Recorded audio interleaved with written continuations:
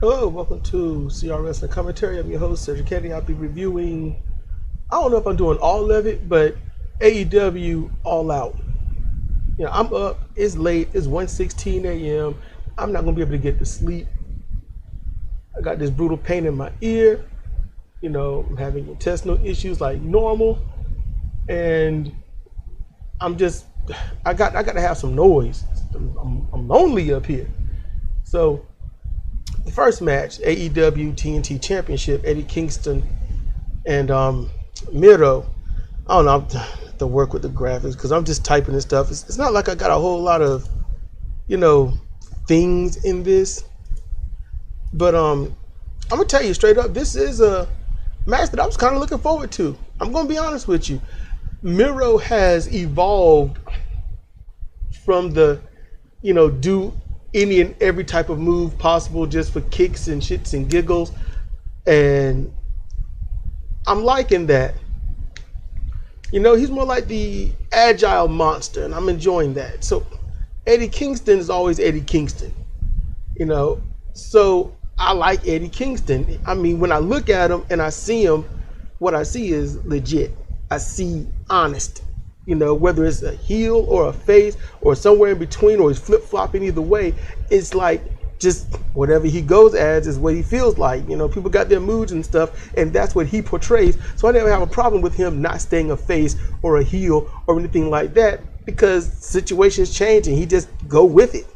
So the match, honestly, some people are going to just crap on the match, but I think it was a good match. There were a couple of little hiccups, but I didn't really care about that at all. But I'm going to say this. There's a problem when your referee can get more heat than your heels. There's a problem with that. But I'm going to say this. I don't think too many people are going to acknowledge it. But the referees in wrestling have always had this level of heat with the fans. It's just that the fans were never so vocal in the past about it like they are today. So today, they're going to call out the ref's name. They're going to tell him he fucked up. They're going to boo the living hell out of him or her. They're going to ride that ref like Zorro. So that's a cool thing. I do like that. It shows that they're paying attention. Miro and Eddie, they did a pretty good, solid, strongman match. I mean, it was Eddie with the suplexes, which I was enjoying, and the Kasagiri chops, the rolling Kasagiri chop. I mean, he wrestles, he fights, and it doesn't look like crap. He take these blows. He took a blow outside the ring, he ate a kick outside the ring, and he looked absolutely loopy. So I just like this. I like that he does it, because you're wondering, is it real? Is it not? And if you have to wonder that, then they're doing a great job. And if it's real, then it's not so much of a great job, because it's real. You're not supposed to be getting messed up. You're supposed to portray that you're getting messed up. So that's the difference. But I got lost in this match. I was watching it and I'm like, oh man, then I found myself, getting this thing about wanting Kingston to win. And that's what you want from your fans. You want someone to be like, oh man, I hope they win. And you get worried if they are not looking so good, and then you get Miro getting the corner padding off, and the referee trying to, just, put it away, and Kingston could have got the pin. Matter of fact, he could have counted to 5. And that's when the fans were pissed off. And the ref is like, I'm trying to let y'all know it was 2. I don't understand. What am I messing up? So he's got the feign as if he didn't know. So that's a great job on the referee. So you got to give credit to that. But not during the match. You see it, you boo it, you show your rage. But don't be like, oh, you did a good job, ref. You was distracted. No, don't do that. But I thought that was really cool. I thought that was a good spot, because that happens quite often when it comes to a heel and a face. And then you get, pushing the referee into the corner and stuff. Classic heel move. And it was a good time to do it. And got the mule kick. JR calls it out. And I'll be honest with you, y'all want to know an inside thing? If JR is talking good about the match, then the match is going well. If JR is fumbling with what to say, it's not going so well. If he's got to make little one-hitter quitter lines, it's not going so well. Y'all keep that in mind. Jim Ross knows wrestling. He knows it. And that don't mean you got to listen to any and every single iota of thing and just, that's what you worship or some crap. No. But by and large, if you want to make a bet, you bet on Jim Ross knowing wrestling. You're sure to win every time except for that 1,000% chance. And so this match, I like that he got the camel clutch. Miro, I like the way he does the camel clutch. Jim Cornette wants to bag on it and stuff, but it's a move. And he says it's boring. No, it's all about how you sell it, how you build it up, how you work it, and he does a good job. He had Kingston bent back and Kingston, lift my arms over your knees. I mean, it's easy, right? He did that. He got the rope break. You could see Miro was outright, what? He was beside himself. He was lost. Like, I don't understand. Then, mule kick, series of kicks, kicked him in the face. Eddie was out. Got the 1, 2, 3. And what's great, Miro wasn't able to grab that belt and pick it up. Selling the match. First you sell the moves, then you sell the match. And he sold the match. So I enjoyed this. Now, my major critique is never have a title match as your opening match. It undermines your title. Your champions should go above all else. Arrange the titles any way you want, but your title should go above everyone else. You don't want to say, hey, this is our championship match. This guy is a champion, or this girl is a champion. That means they've overcome odds and obstacles and gained it, and they worked hard, blood, sweat, and tears, and they got to play second fiddle to some randomized any other match. That's just not brilliant. That's not smart. That's like reverse thinking. You got to put your title matches last. And if you're going to have them in the middle, it's more like break up the monotony. You want to open the show with a good match. It doesn't have to be a title match. You could have a pay-per-view with no title matches, but the matches be so great, everyone think that they were title matches. Then they'll say, man, there should have been titles on the line. But they walk away thinking, good grief, man, that show was epic. So, and even then that would undermine title matches. It can, but that was just an example of what can be done. So I say kudos to a great match. It just shouldn't have gone on first. I can see if it was third or fourth match. If you got 4 titles, give 1 title per hour. How about that? Break it up. But it's got to be the last match within that hour. That's what I would say. I wouldn't put it on first. I would not put it on first. I'd get my rinky-dink matches out the way, title match. More important, mid-card or something match like that.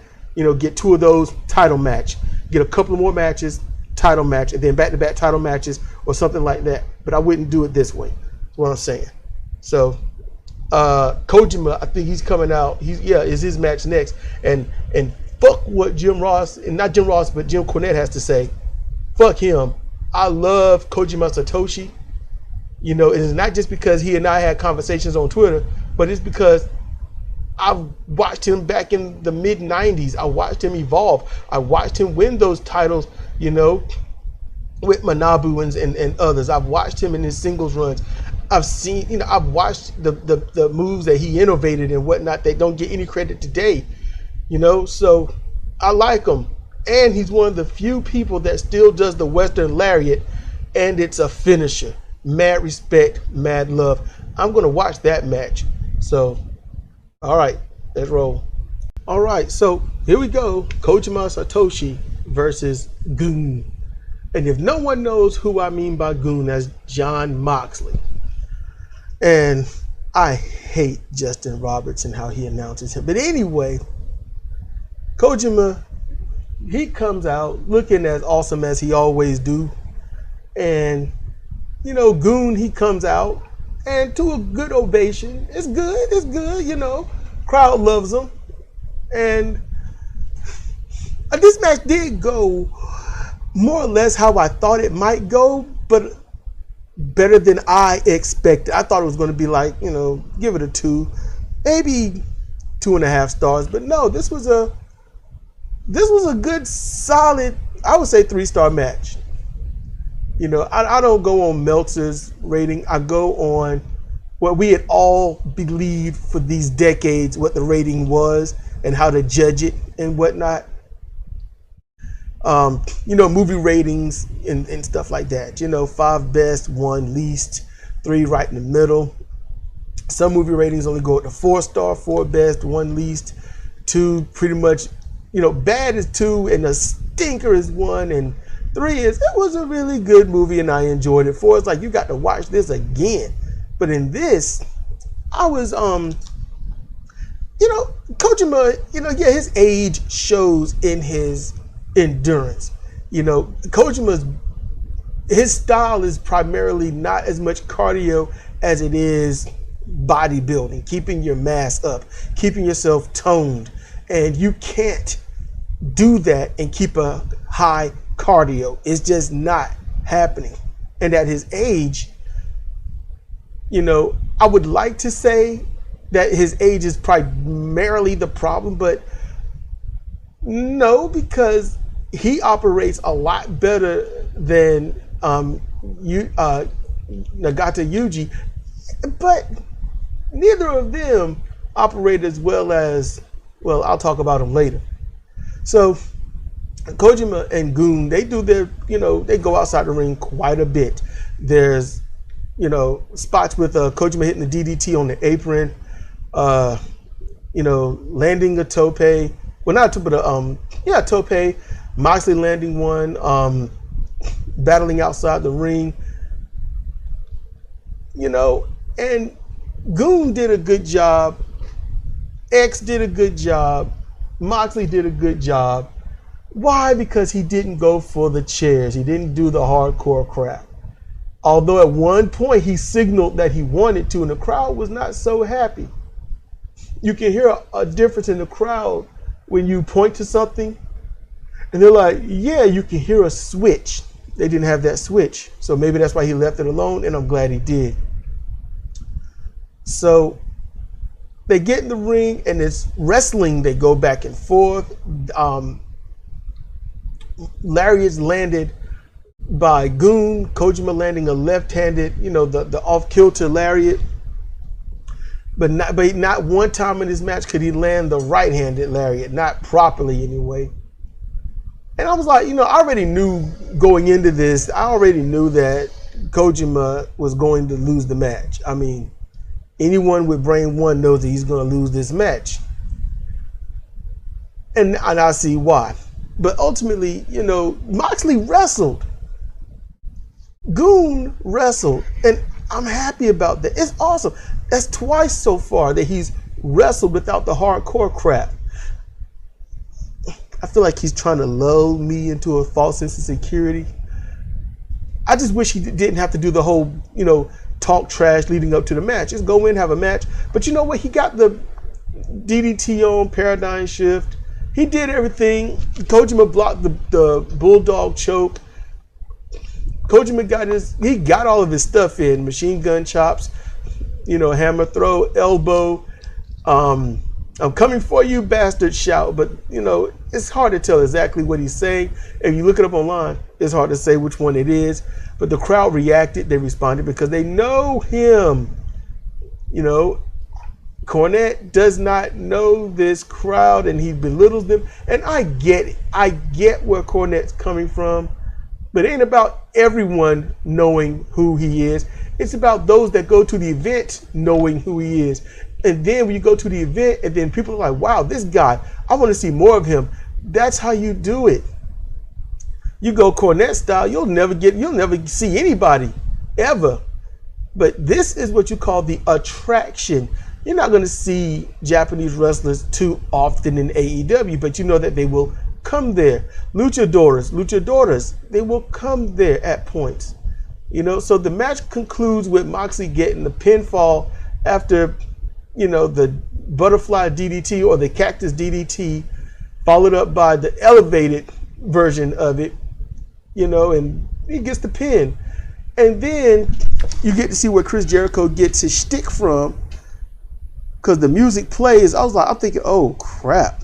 I mean, the second note, I knew who it was. Now, here's a problem with the commentary team. The name of the person scrolls across the marquee, the screens. You see who it is, and they're like, we don't know. Could this be who I think it is? Well, who do you think it would be? So, and then it's, look, once you see, you hear music, it's a wrestler, and he comes out, and the name is the King. You see the King on the screen, you know who it is. And if you don't know who it is, you're about to find out. So, at least that. So, Suzuki Minoru, he comes out, and this is the guy that has sacrificed power and bodybuilding for extreme cardio. Flexibility, agility, and cardio. Suzuki Minoru could sure enough outpace anybody on that roster. That guy is a cardio machine. I'm telling you, he could wrestle for an hour and he would still be at resting heart rate, all right? This dude is epic. So he gets in the ring and he's, pumping up the fans. He's like, pointing to his ear, let me hear it. Let me hear it. He's like, I know y'all gonna say it. You better say it. Because all over the states where he go, they know. And so when it comes to it, yeah, please become the win. So bow, there it go. Or kaze nirare, and even, as Cornette would call him, sock face, because I get why he doesn't like him. But he adds information that's needed for those at home. And even though the information would be lost on most people, it still lets you know that there are accolades that these people get in other places. So it's advertising other places as well. And you might want to look up their history. So it's not bad that he talks like a mark in his basement. Information is key. What's going on? How is it going on? Where do they come from? Where do they get their titles and notoriety and things? So then,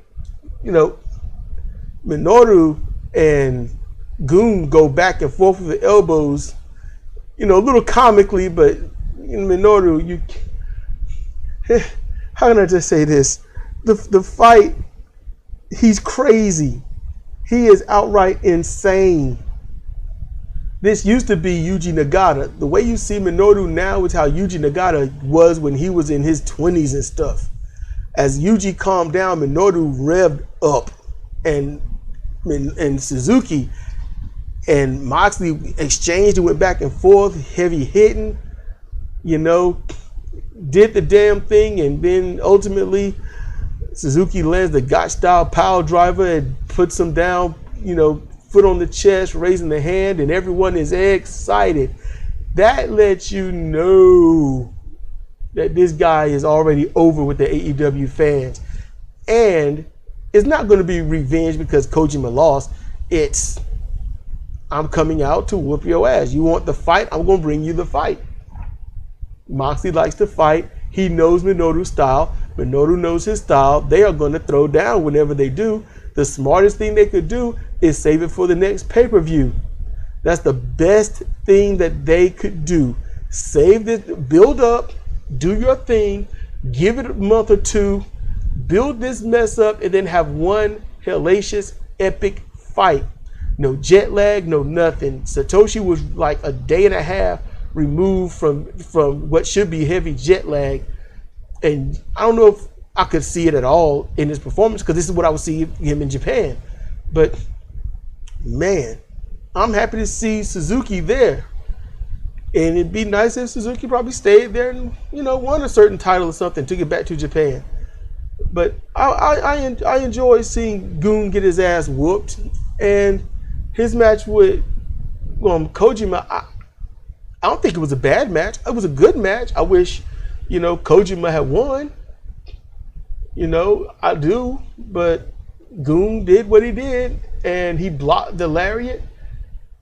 And just to be honest with you, the reason I can't hate on it, because I legitimately, in on CR Fire Pro Road at the last big event, lost my title because I couldn't get my damn moves on.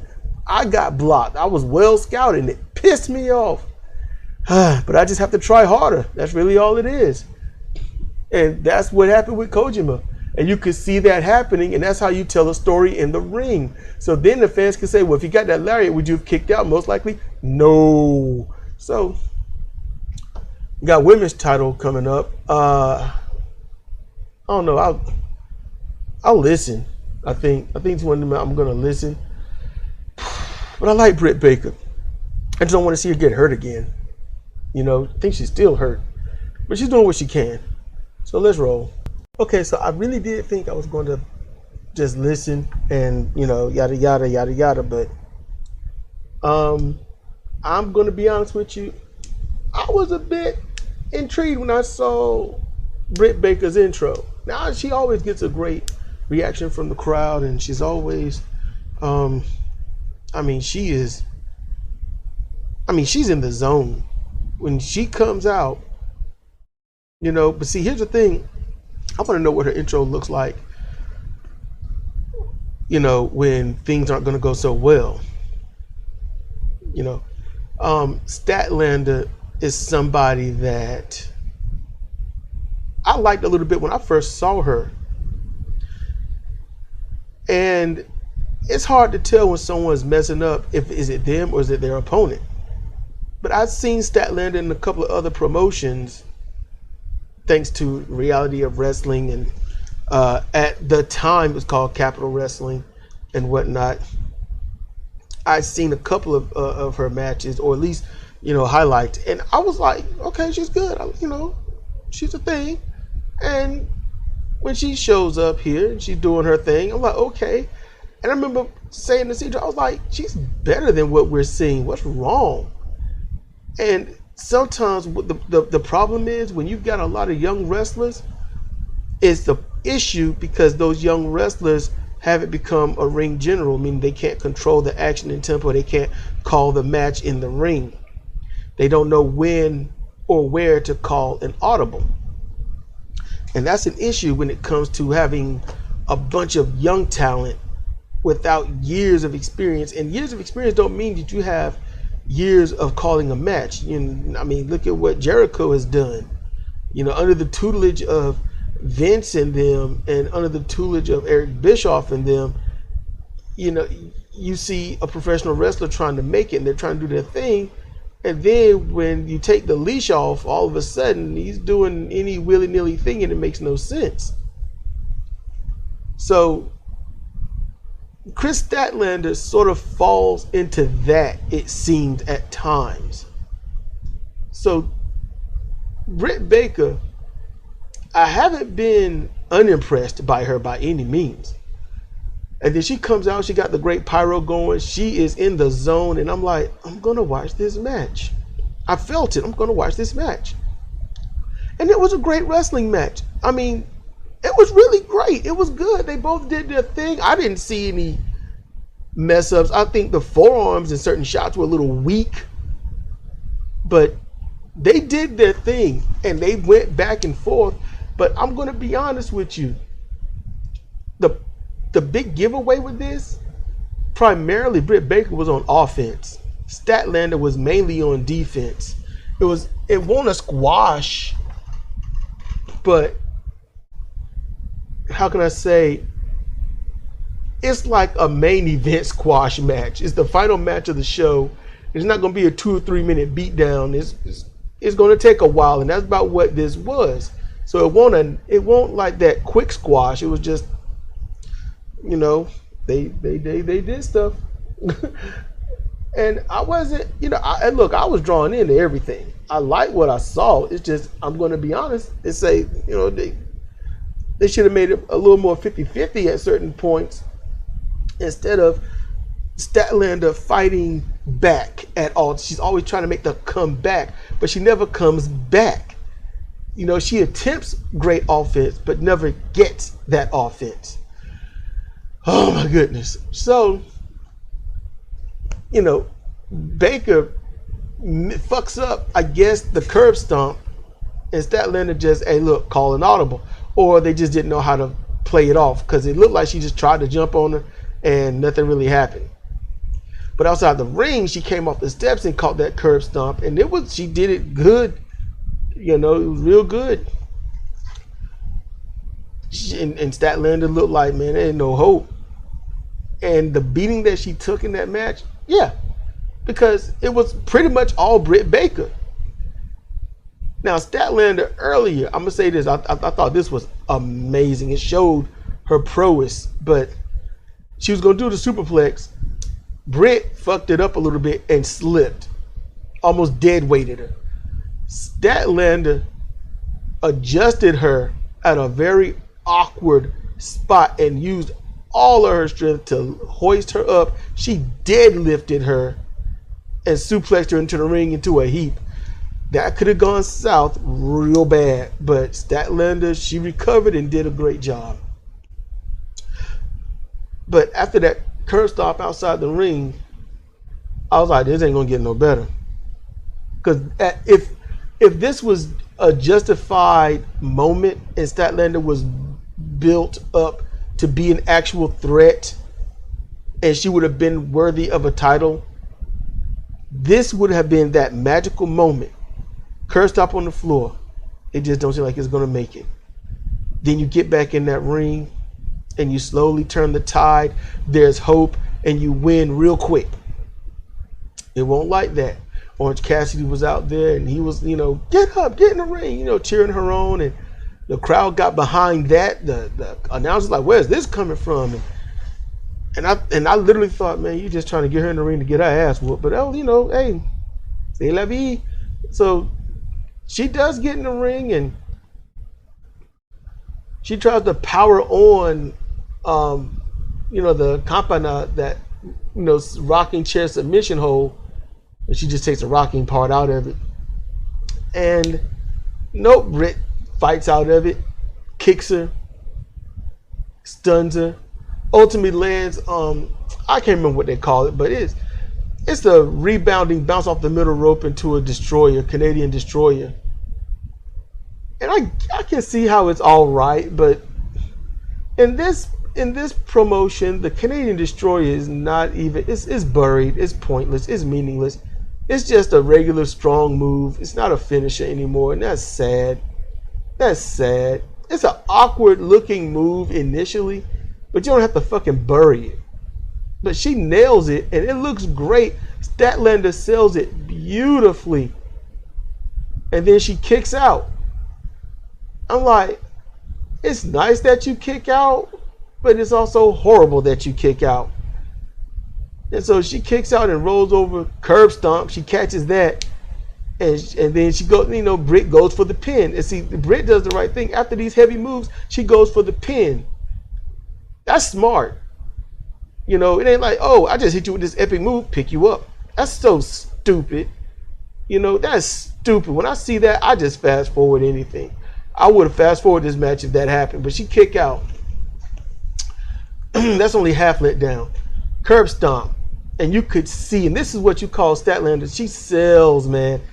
She caught that curb stomp, and then you could just see the energy drain from her body. Like, there ain't much left. She ain't fighting much off after that. Then you get the Rings of Saturn, and along with the Mandible Claw, she calls Lockjaw, and Statlander like, look, I'm weak. I mean, she's being moved around. She's not moving. She's not fighting. She's just being moved around. Referee just calls the match. Call it by submission. I would have called it technical knockout. I would have made it seem that way. She didn't submit, but she didn't have enough fight, and the ref just had to call it. That's how I would have done that. She just got broken down.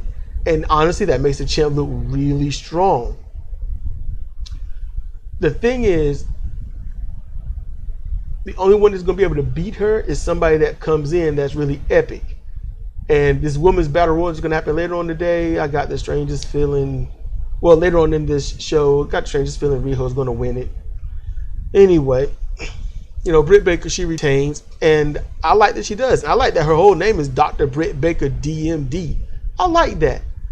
And look, I'm I'm gonna keep it real. I watched her intro, and then she wins, and I see how she's handling herself. I thought to myself, Dr. Britt Baker has all the makings to be a legendary champion, a legendary wrestler. That person when you look back and just say, she had that it factor.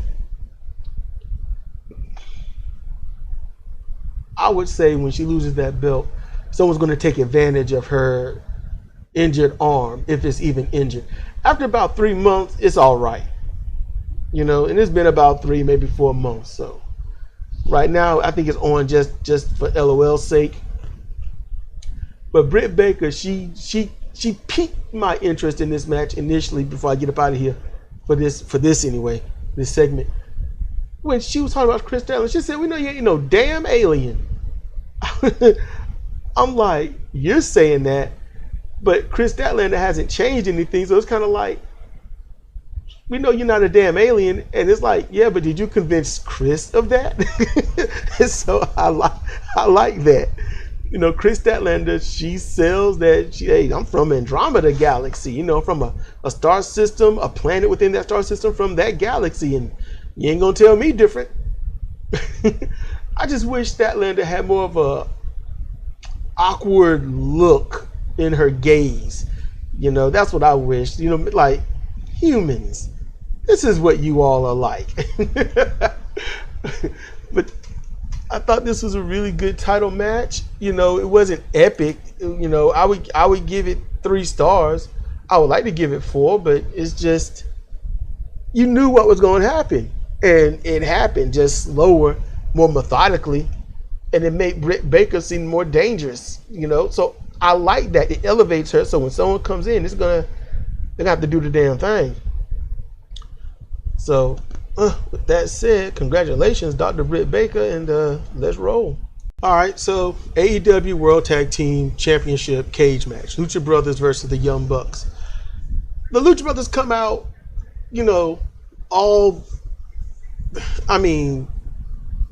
they got music. They rap artists there. They got the pyro. They got the amazing, Mexican style headdress for celebrating their Year of the Dead and stuff. That's what it looked like. If I'm wrong, I'm wrong, but that's what it looked like. That's what I'm used to seeing other stuff. And then they go family hugging them and stuff. The match is over, but they came out with everything. The Young Bucks come out like, there's some music playing, and you come into the ring. And I was like, Young Bucks lost this match. That's what I was thinking about Britt Baker. Like, if she's going to lose, she's going to just come to the ring with a little bit of fanfare and just walk there. Because the Young Bucks walked to the ring like, we're going to lose. Lucha Brothers came to the ring like, we are going to win this epically. And the match, I would like to say this was a great match. It just won't. You look, and I'm not going to judge my thing on because of Jim Ross or anything. No. But if you listen, Jim Ross, those little quick one-liners and stuff, that's what he was doing. But this was just a bunch of massive high spots that didn't make much sense, burying finishing moves, doing needless stuff. The thing with the thumbtack boot, shoe, that would have been good if it was, going to be used to win the match or something. But no, there wasn't anything like that. And at the end of the day, after a lot of contrived crap and not taking advantage of an avalanche destroyer, because the destroyer is buried in this promotion, it's the Lucha Brothers win. That's just it. They win, and it was a bloody match where at no juncture did anyone get tired or weakened. They kept full bore, full energy, doing absolutely acrobatic stuff that if you were really that damaged and that hurt and bleeding that profusely, you wouldn't have it in you to do those moves. You just wouldn't. So they buried their own match. I probably should just went to the bathroom during that match. Oh well. New tag champions. Oh, my ad, the Lucha Brothers, they're the only team that the Young Bucks would put over and have and do these matches. But they ain't gonna do it with FTR, because FTR wouldn't put up with all this dumb shit. All of this stupid, choreographed, stupid shit. You know, it was nice to see more bang for the buck. I'm gonna give you that. I was nice. It was good. Well, I didn't see it, but I heard it. I was getting some tea. I was getting the picture ready in the kitchen. I heard them. But other than that, I mean, you know, and I see it on the replay and stuff. And out of everything they do an aided pile driver and win. Out of every, anyway, going to the next thing or whatever it's going to be. All right, let's roll. Okay, so for the AEW Casino Battle Royale, the winner gains a future women's title shot against the, well, current reigning and defended champion, Dr. Britt Baker, DMD.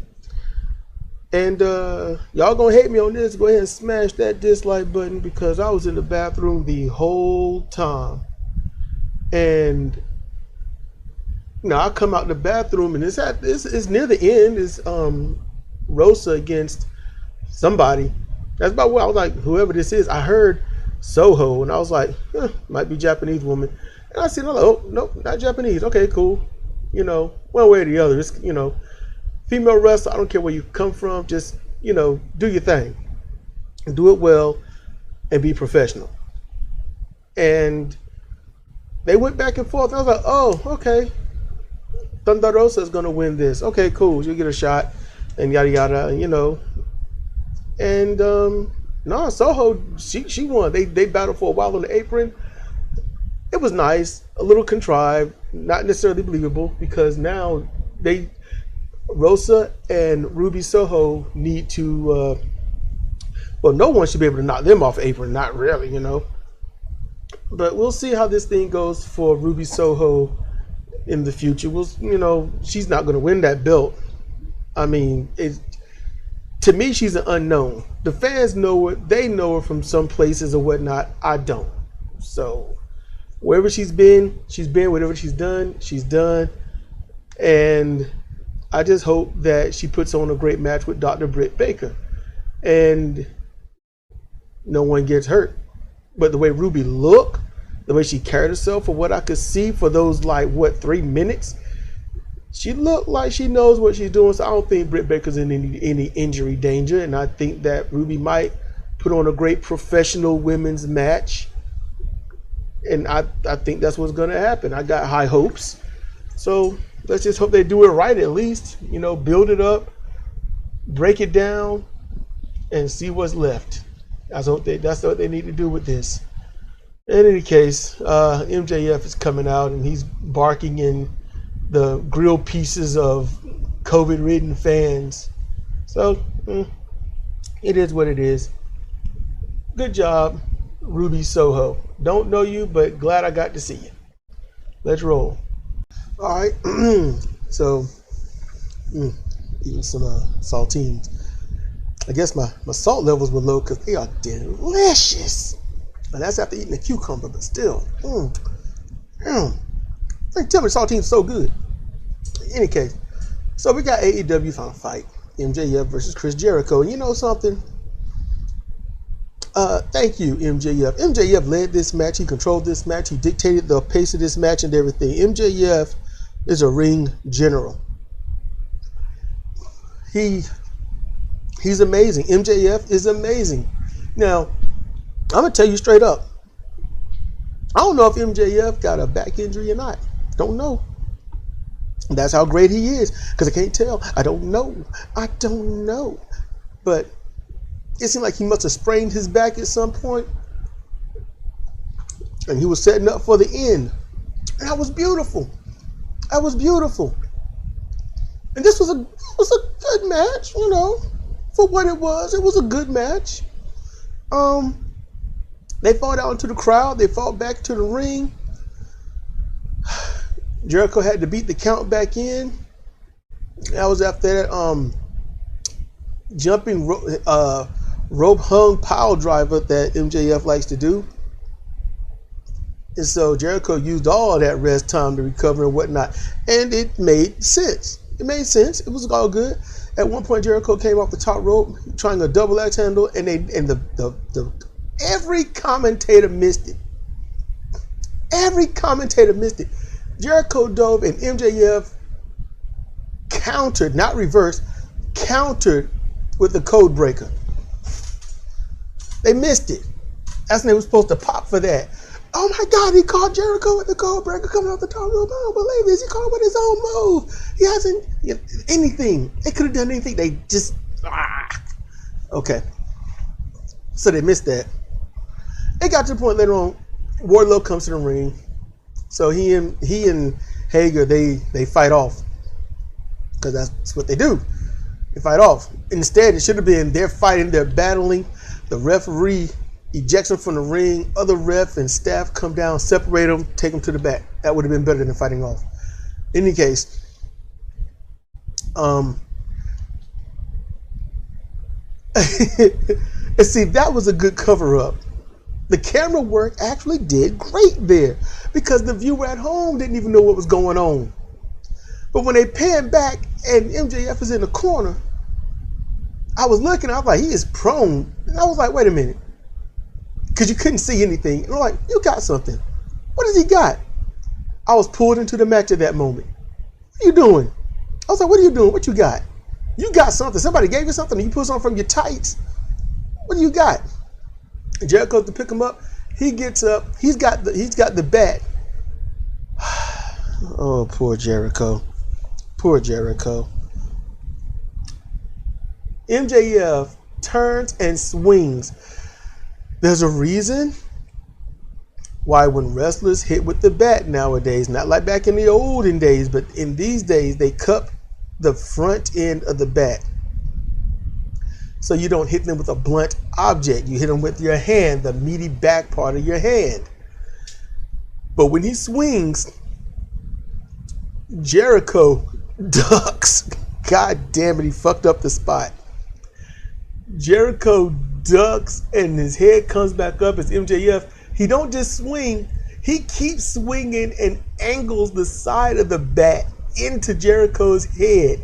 MJF counters the fuck up by trying to drill it home even better and then hit him with what it seemed like a punch or an elbow with the adjacent arm on the way down. So later, Jericho is, I didn't write notes, I'm just going this on memory. Jericho is in dire straits. He gets to the top rope, punches, and when he goes for the Avalanche Frankensteiner, MJF catches him with a riding bomb right to the bottom. And we want to call it the Liger bomb. If anything, you call it a dragon bomb because, you know, Dragon aside, he's the one that, Ultimo Dragon, he's the one that innovated that. Liger popularized it beyond belief. So I thought that was a really good spot. And MJF hollered, he hollered like somebody was stabbing him with a dull fish and making work of it. It was bad. He was hollering. Amazing selling job on MJF. I mean, he could have had a back sprain. Anything. It's amazing what tiny little step when you're trying to do any one thing can cause a sprain, no matter how in shape you are. I know I've had about 3 back sprains in my life. That mess is stepped the wrong way, or you're overly stressed and you're doing something regular, it's going to catch you. It happens. I'm sure some of you listening might have had a back sprain and trying to figure out right now, thinking, what did cause that? Some pain your body don't want to remember. So that's when, you know, it was, I still say the match was good. Jericho, you know, trying to get the Boston Crab on, the reverse Boston Crab. It went back and forth until Jericho was laid to the bone. In other words, basically, I mean, he was killed. But Friedman, he was like, it's over. He rushes Jericho and he catches him. And see, this is where my memory is starting to fade. Catches him with a clothesline. Jericho stumbles, and then he catches him with the Judas effect. And see, MJF wants to not, I guess, do it as great as Jericho. But the thing is, he did it better than Jericho, because Jericho does a spinning back shoulder bump. And sometimes, use the back arm right there, tricep. Well, not tricep. I can't remember what it's called. Y'all can correct me in the comment section. It's cool. But the back of the bicep. I'm used to the Boondocks calling it the back arms. But in any case, he catches him, and it's a kind of a Choshu Riki style back elbow, and he caught Jericho with it, and Jericho crumples in a heap. MJF goes for the pin on the 2 count. Chris Jericho gets his foot on the rope. Aubrey counts 3. Crowd is like, what the fuck? And she's like, yeah, he wins. And the ring announcer's like, all right, he wins. And I'm like, well, that's it. Bye. Then I paused for just a moment. I was like, oh, I see. They're going to reverse the decision, because she's going to look back and see. No, she kept making sure to not look back. She did everything to not look behind her. She looked to the sides, but she did what she could to never turn around and give a square look at Jericho. I was like, they're gonna stop it somehow. Then the other referee comes down. Hey man, I saw my own 2 eyes. He got his foot on. I'm sitting here like, you know what? Now you need referees that's going to be able to do this when anyone does this, and it should have been a 2 count instead. Now you have to do it at other times, or it's just bullshit. And maybe not every single time. Who knows? But when it comes to a high-profile match, or one thereof anyway, you need 2 refs now. You keep it like, well, wow, Jericho gets to keep his, in-ring career because the other refs saw. But when it comes to anyone else for any other reason, well, no one saw. And even though you had your foot like laced over the rope and wrapped around it, and they counted from 1, 2, 3 while your foot was wrapped around it, hey, it don't count because hey, you, and that's just gonna be wrong. So the match gets restarted, and Jericho goes for the Judas, counter into an armbar. Fujiwara, and Jericho is trying his best not to tap. He's doing everything he can not to tap, and it looks more or less good. But at the same time, how can I say this? The Fujiwara armbar, if it works 2 things, it'll be the elbow a little bit, but primarily your shoulder. So Jericho was never flat, but he wanted to sell as if he was all jacked up. But it was never, the Fujiwara, anyone that loves that move, such as I, knows that Fujiwara wasn't even really on. But Jericho's selling like death. MJF is trying to apply like it's like game over, snap it in half. So that covered up a little bit.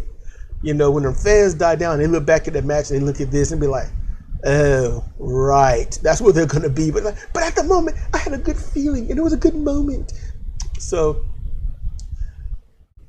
Jericho rolls it over, gets up, almost a full guard position, lays in some really terrible, fake-looking elbows to get control, and then applies the reverse Boston Crab. And I'm like, I don't know if he's gonna get it. And he got it. I was like, yeah, he got it. And MJF is oh my God, I'm dying. Oh my God, help me. I don't want to tap. Oh, help me, Lordy Lord. And then he just bites his hand and he's like, oh, Jesus, help me, Jesus, help me, Sister Mary, Sister Johnson, help me, somebody help me, please. And he is selling like it's death, man. And he tries to get to the ropes. You can see the panic in his eyes, the desperation, and as he draws near, you can almost see the hope like it's right in shot. MJF is a goddamn genius in that ring. And then Jericho does the young lion pull away of doom. When you are that close, hope is in sight, and you get drug away, it's over. I don't care who you are, what you are, it is over.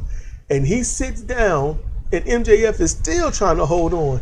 I said, this is Jericho's big comeback. It would be nice if he was able to elevate MJF and put that knee right down on his head. That'd be nice.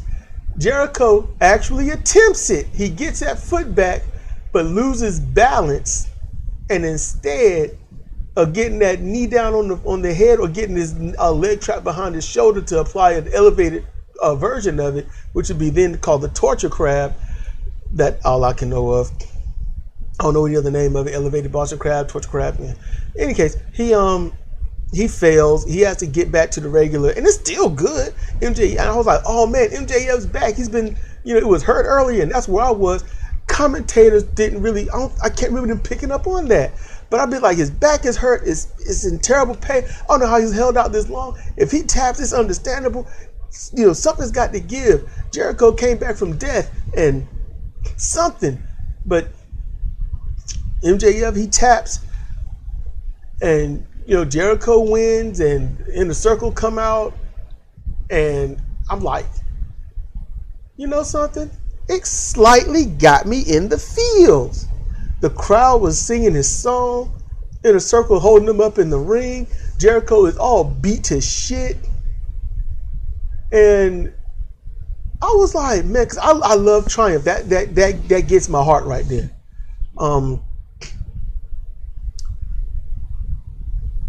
There was one point, I got to call this out, when MJF went for the Asai moonsault on the outside, not the inside, because the inside they just called that the lion salt, but it was originally the Asai moonsault on the inside. But Jericho, evaded it. MJF ran at him, leapt up on his shoulders. Jericho spun with a short powerbomb onto the apron. Now, I don't know if Jericho meant this or not, but when he powerbombed him, you can tell MJF didn't fall too far.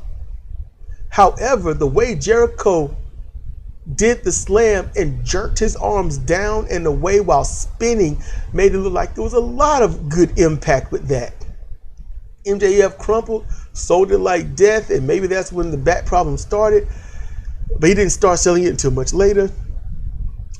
But still, that was a good moment. Oh, and a fan got his sign taken from Jericho, so I'm sure his fan was happy about that.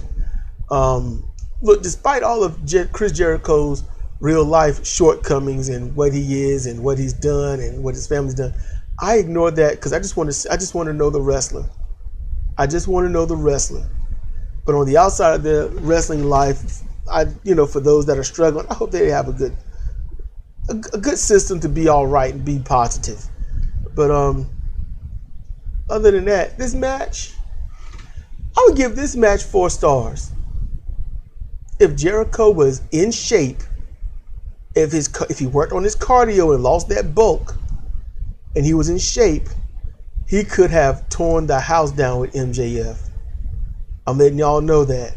And Jericho is too much of a dumbass to realize that.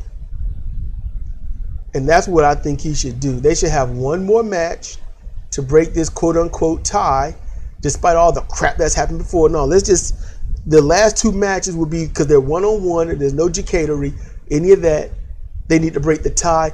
Jericho should focus on cardio, getting in shape, get that middle down so he can bend in the middle, and losing weight means he gets more height on anything that he does coming off those ropes.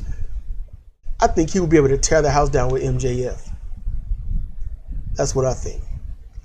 In any case, we're going to get to the next match. Okay, so this match here, even though, my illness keeps sending me back to the bathroom, I won't go miss this. I paused it every single time. Darby Allin versus CM Punk, one of the 2 or 3 matches maybe that would have made me buy this. But I didn't buy it because, I'm not going to give them my money. Damn all that. But if I were to buy it, it would have been that match. And that's not hindsight. It would have been that match. Christian Cage, not Kenny Omega, but Christian, to see if he would win the title. Honestly, Kingston and Miro, and it would have pissed me off that it was the first match. Other than that, not even Dr. Britt Baker's match I would have really wanted to see because I knew she was going to win. CM Punk, you know he's going to win. You know he's going to use to go to sleep. But what's the road there? That's the important thing. What is the road there? Let me tell you something. CM Punk led this match. He was the ring general in this. He guided this match. He held Darby Allin's hand. Darby Allin did not do a bunch of dumb shit. He got enough of his shit in, but he got in his marquee moves when they were need to be hit. Those signature moves of his. Darby Allin as a dive and a splash is amazing to watch. Here's the thing. When you watch wrestling, you want it to be legit. You want it to look real. Darby Allin, when he do those topes, he don't do the elbows or the cross arms or the push or the headbutt or the bullet style anything. No, he comes in like a cannonball, leading with his shoulder blade, which is a smart thing to do because, in a sense, hitting with your shoulder blade, that hard part is flat, is flush. In truth, that would do damage to your opponent, but not so much to you. The back of somebody is extremely durable. I wish the commentators would have, mentioned that, but man, when he lays that in, it is beautiful. Adopting the Stinger Splash, he's got the coffin splash, so he comes in backwards and he has it off the middle rope. Beautiful. I love the way he does it. Darby Allin, when I first started watching AEW, I didn't like that boy at all. Didn't give a damn. But then when he gets in the ring with people that know what they're doing, that can call the spots properly, pace Darby Allin's signature moves, you get to see Darby Allin. This Darby Allin is one that I like. I like seeing. Punk led him down this road, and it was beautiful. You saw Darby Allin wrestle. You saw him counter and use, the Master Cradle or Ramahistral Cradle. It's Darby Allin was great, and CM Punk did an amazing job putting him over because when Punk came in, look. These fans aren't exactly the greatest minded people on the planet, by and large. Not every single one, no, just by and large. They have no idea what is and is not supposed to be. But they have a belief on how things should be. And that. They don't know what is and what is not, but they have a belief on how it should, and they don't get it. They just don't. They was marking out for the cage match, which just made no sense. But for this,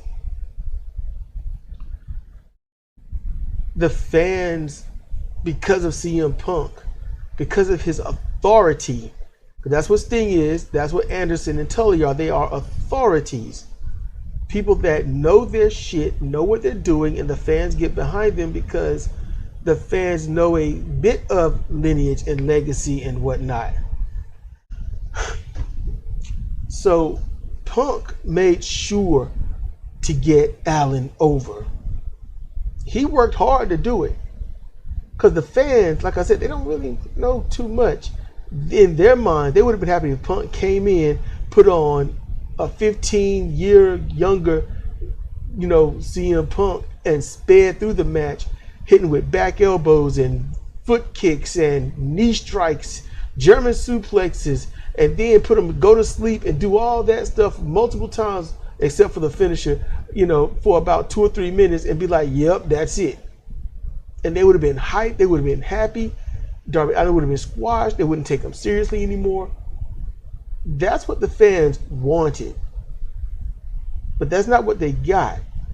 And so a good pro wrestler knows how to lead the fans, control and dictate what the fans see, don't see, hear, don't hear. And it's psychology. When they talk about ring psychology, it's about controlling the fans. It's about telling the story and getting the fans behind someone, and CM Punk did that. So the fans went from chanting Punk all day and "You Still Got It" and "Welcome Back" to Darby Allin, CM Punk, back and forth. Then just chanting Darby Allin, or just Allin. And then Punk. And then it happened. The most beautiful thing happened. They just started cheering the match. And that is when Punk knew he had the fans. And they were just cheering the match. That is ring generalship. That is knowledge. And that's something that the AEW wrestlers need, so they can control the fans and quite possibly bring these people around to knowing and expecting what actual professional wrestling is. Because make no mistake about it, Darby Allin versus CM Punk, that was a professional wrestling match, despite, you know, the top rope lunging arm drag, or the diving senton atomico from the top rope to the outside, or the go to sleep, and then Darby expertly, beautifully, because he's small and can do this, and you know Punk called this, slid backwards through the ropes to the outside, taking a 10 count, which would make sense. Even though Jericho did it earlier, it's all right for anyone else to do it in every single match. Take a 9.5 and pop back in, and what did he do? He laid there. Darby Allin sold that move. And then when it was all said and done, and he got caught trying that poison run, and he got put into the go to sleep and pinned. After that, he sold the move. And after Sting got to the ring, what was Darby Allin doing? He was selling the match. And I don't know when CM Punk hurt his knee, but he didn't have a problem until he put that go to sleep on him the first time. He didn't have a problem until he kneed him in the face. So I'm wondering how real that knee was, or when he put his leg down, did he just step that weird wrong way without knowing it, thinking that it was all good and all cool, and then, you know, it's like, oh no, what happened? What was that? And my knee. And maybe it won't enough for it to show too heavily, because I couldn't necessarily see it, but I wasn't even looking for it either. So, you know, this match, honestly, I'm being straight up with y'all. This is a 4-star match. It's a solid 4. It is. I know what it takes to be a 5-star match. And these two just proved tonight, AEW All Out, they proved that they could put on a 5-star match with no problem. Because this was no sweat off their nuts. This was easy. This was a walk in the park for both of them. This was not high risk and all this other crap. Everything was done safely. Everything was done right. There might have been a couple of small hiccups, but that's all good. Nothing is perfect. It's impossible for it to be perfect. They could have put a 5-star match on easy. So if they ever have a rematch and it's for a title, I promise you it's going to be a 5-star match. If they don't do it, because it just won't warrant it at the time. But they could put a 5-star match together in their sleep. Ain't even got to think about it. They already got a 4. All they would have to do is just, okay, this is the major part. It's the reset. Let's start fighting and build back up to it. Let's get the hype going. Keep the hype there. Keep it going. Put on your moves. Evade. Hit it. You know, hit the move. Hit this other move. Not a major move. Just move enough. Keep it going. Keep it hype. Hit your finisher. Kick out. Hit your finisher. Pin or kick out. Next finisher, stay down. That's it. That would be a 5-star match. That's all they knew what to do. Well, at least CM Punk. Hopefully, when CM Punk have matches with people like this, these people learn from that. Learn pacing, timing. You know, don't get your shit in. Just get in enough. Space it out. That'd be great if they could learn that, and then, you know, pass it forward to others. That'd be amazing. That'd be great. We're finna get to the next match. So this will be Big Show. Well, Paul White's first match, AEW. So yeah, we'll do that. So let's roll. Okay, so QT Marshall versus Paul White. I mean, this match went exactly as it should. It was short. They attacked Paul White in the beginning, trying to get the advantage. He beat him away. I'm not going to say he beat him off. But he beat him up, sent him away, and then he got in the ring with Marshall, and it was just one-sided ass whooping. Not show, but I ain't even really watch him in WWE, and I can't help but call him show. He could have gone back with the Giant, because he is. Oh, okay. On Dynamite, Jon Moxley, the Goon, versus Minoru Suzuki, the Goon Killer. So, yeah, the match was just, he got his hip, he dropped down, yada yada, it's going to be what it is. Show gets up, takes control, choke slam, pin, and that's it. Match went as it should, 2-star match, if that, but it was still all right. It was fun to see. Show ain't as, well, keep calling him that, but Paul White ain't as fast as he used to be, but, that's cool with me. I'd like to see him wrestle some more. Problem is, no one's really going to beat him, and if they do, it's going to have to take a whole lot. And then you got to wonder, why doesn't he have a title shot, and then why is he not winning all the titles? You have to go through that. So that's why there's certain people, it's like, you can be this but not that in this company. To be a giant and beat everyone but never get a title shot and never win it, that's just something wrong with that. But in general, for this match, it was nice seeing Paul White out there in the ring, wrestling and whatnot. And it went as it should, so I'm happy about that. So, we're going to get to the rest of this stuff, whatever's going on. So, her first Dynamite appearance. Okay, Ruby Soho. Cool. And Rhodes versus Malachi Black. Okay. Any case, let's roll. Okay, main event, final match. AEW World Championship. Christian Cage, the total non-stop action Impact champion, versus the All Elite Wrestling World Champion Kenny Omega. Is not title for title. I don't know why. Then again, I think they just want to keep the titles separate now instead of on one person, and that makes sense. So this match went literally. Here's the thing: I didn't know what either would do during the match. I knew what Kenny Omega would do. I knew he'd get all his moves in, and more or less what order they would get in, as his opponents always got to set it up. Like Rey Mysterio's Tiger Feint kick, got to set it up. But then, here's the thing. Okay, just hear me out. Seriously, I wanted to get into this match. I really wanted to get into this match. But it was thwarted by Kenny Omega. It started off a little hot and heavy. He's wearing his serious tights, but he's got his silly hair. It wasn't all black. He put blue in it, so he had to have some silly.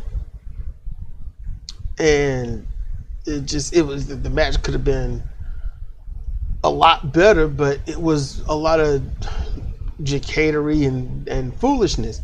Kenny Omega cannot turn off the foolishness. He goes for a move outside the ring. He goes for the guard railing moonsault, but he slips off. Okay, fine. You slip off, turn around, get up, corkscrew it, go into it. Okay? Basically the springboard, but you 180 land, moonsault, nail it, good. You recover, you do it. No. Instead, he looks at the fans and he's giving some weird look and mouthing something, turns around, look at the camera, and he's got this stupid, goofy look on his fucking face. And I'm like, God damn it, why can't you just be fucking serious? And it's just, he kept doing stupid shit the whole match. Now they had good spots, using the table, threatening the dragon suplex or the German suplex and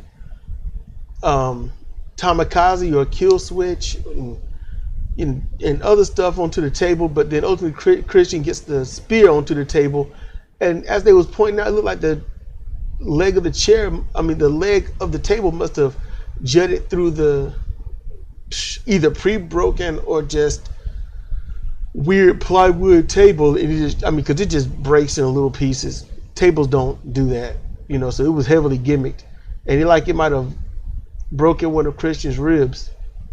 It's not a really good thing. It sucks. Christian goes on though. No matter what happens in the match, he's holding the ribs, so that's a legit thing. I hope that they're only heavily bruised. Omega gets his V triggers in. He does all this other stuff. The snap suplexes, or the snap dragon suplexes, or rapid suplexes. He does all of his stuff, and he got to make these weird. I just wish he'd stop. He can't get rid of, his indie-rific style, and he needs to. But he just doesn't take any of this serious. And he's trying to do the whole, bang, and then I'm gonna, put a running knee strike to your head.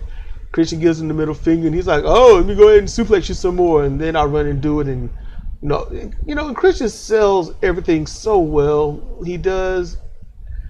Honestly, look, this is strange watching Christian Cage be Impact champion, because when he was in TNA Impact, and his biggest matches there was against Kurt Angle and stuff, Christian was presented like an NWA heavyweight champion. That's how they presented him. But TNA didn't have a massive fan following, and they weren't trying to go to large venues. They kept staying in Florida. They kept staying, I think it was Epcot Center or some crap like that. And so Christian ultimately was like, I feel like a big fish in a small pond. And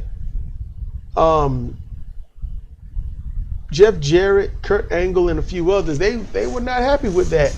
So, in a working way, they gave him a beat down when he was leaving. But I like what Jarrett had to say. He was like, you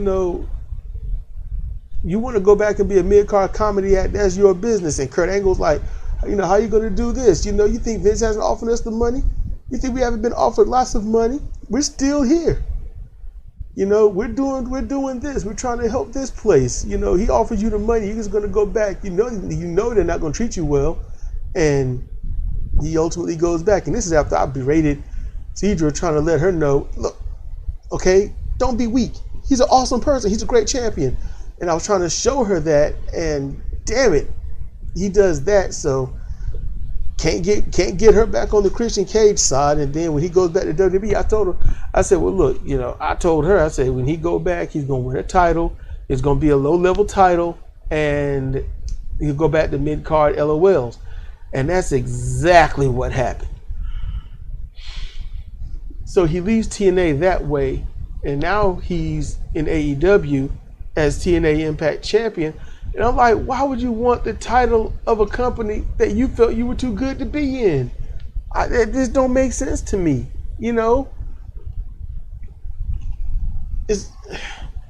And so they go through more of this stuff, and they're doing things, and I'm watching the match, and Kenny just won't stop being a fool.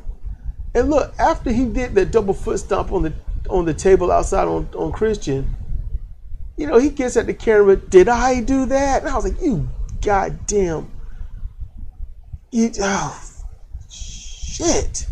So I'm trying to enjoy professional wrestling, and he turns it into a goddamn comedy act. He turns it into some bullshit. If your title is on the line, you're going against the very person that beat you for a major title. He could beat you again. You need to act like that's a possibility. Yawning. And so you need to treat that like it's legit. You need to treat it like it's real. Be serious. But he could not help himself. So the match goes on, and after working the best they can to get to the top rope, as soon as Omega lifted Cage on his shoulders, the crowd rose up. You thought they was about to do a wave. Do they still do that? The wave? One crowd stands up with the arms up and sit down and they go around the arena. I don't know if they still do that. I always thought that was cool to see. But he hit an avalanche, one-winged angel, and Christian was down, and he stayed down. He sold the move. He sold the match because Christian is honestly that good. Yeah, he might make some poor reputation choices. Financially, he's made the best choices. And when it comes to in-ring performance, he's always made the right choices. He's a ring general. He knows what to do. He and Omega called this match. He and Omega had things worked out in the back. They thought they'd, do these things. Christian's working this stuff out with somebody that just does not have safety on his mind. So, God damn it. So, yeah, Christian loses. Okay. Kenny boasts, hey, anyone that could beat me is not here, retired, or dead. I'm like, yeah, you want to go with that. And JR, he frustrated me to no end. He didn't have much to say. All he's doing is, I don't want to be on the fans' shit list. That's all it is during Kenny Omega's matches. I don't want to be on your shit list. He's best in the world. He has the best devastating strikes. No, he doesn't. Omega is not a striker. No, he's not. He is not a striker. He does not have the best strikes. When you have great strikes, you have to slap your damn knee. When you have great strikes, you aren't punching somebody's forearm trying to pass it off as their head. When they have a great side angle. When you are a great striker, you do more than punch and a knee here and there. You've got other things in your repertoire. I mean, so, no, he's best in the world. No one's better than him. He's the greatest champion of all time. That's all Jim Ross kept doing. He's just trying to stay off the fans' shit list. So then Adam Cole come out, and I'm like, oh, cool. He comes out, and I guess you're going to challenge for the title and lose. And then he gets in, super kicks Jungle Boy, Luchasaurus, who had came in trying to help after they start beating on Christian. And I'm like, oh, he's going to join them. Okay. Adam Cole is a ring general. He knows what to do in there. He knows how to sell. He knows how to work. He knows how to put on a good match. Hell, Adam Cole knows how to put on a 5-star match. In Ring of Honor, I thought he was really, really damn good, but too small to get over what he needed to get over. But I was like, he needs to be winning a lot of stuff, some junior stuff or something.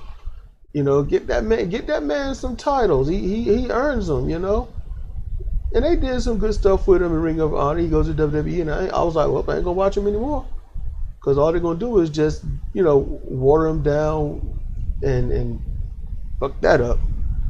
So basically, I was right. So now he's in AEW. Okay, cool. But now he's going to hang with the Elite. He cuts a small promo, and yada yada. And I'm thinking, but Adam Cole being there, hey, maybe Adam Cole being there, he's younger than some. He looked like he fit in with the Elite. Maybe they'll listen to him. Maybe he can get through to them and they can alter some of the stupid shit they do.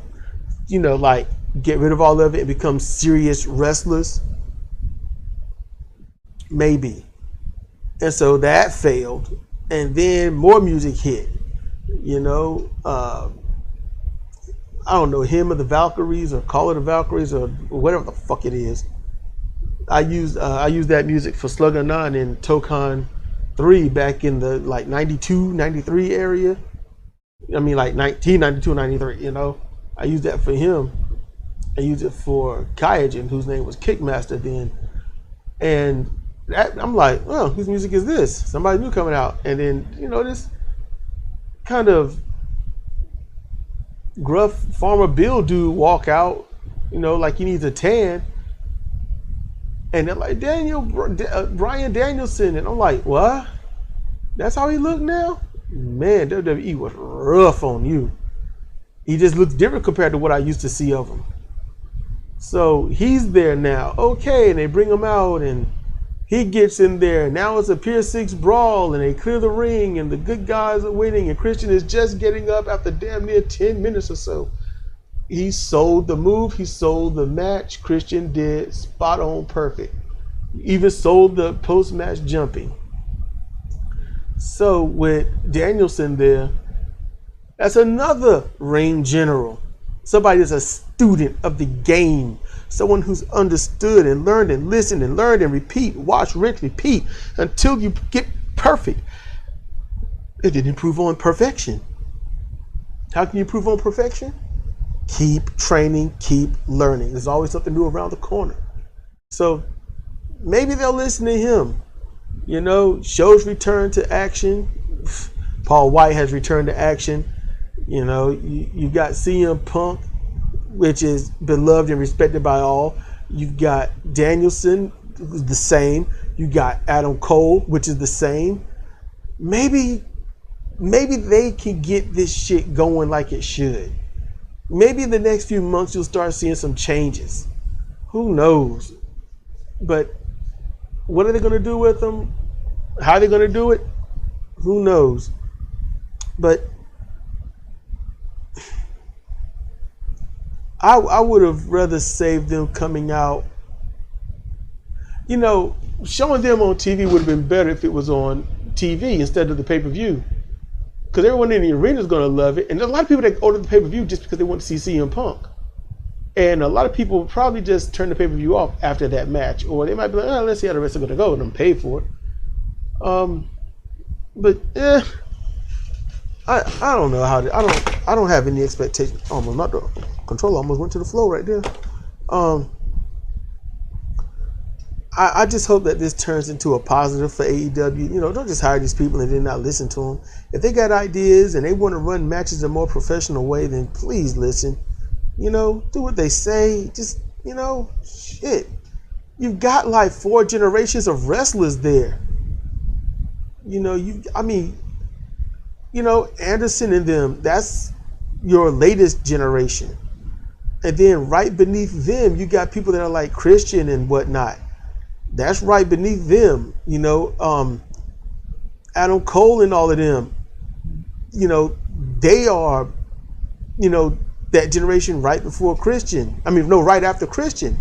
And then you've got those that are like, Luchasaurus and others that are new, and whatnot. And they're just, they've been trained, but not in how to put on an actual match.